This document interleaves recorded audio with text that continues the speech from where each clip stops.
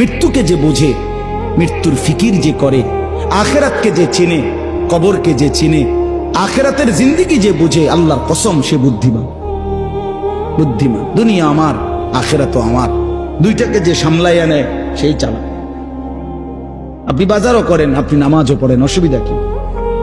আপনি সংসারও করেন, হালালও রোজগার করেন, অসুবিধা কি? ইসলাম তো, ইসলাম মানা মানে তো বউ ছেড়ে দেওয়া নাকি? ইসলাম মানা তো সন্তানাদি ছেড়ে দেওয়া নাকি? আল্লাহকে মানা মানে তো বাজার ব্যবসা লেনদেন সব বন্ধ করিয়া আফ্রিকার জঙ্গলে গিয়া বসে যাওয়া নাকি? তো কি কোনটা বলতে মানা করছে?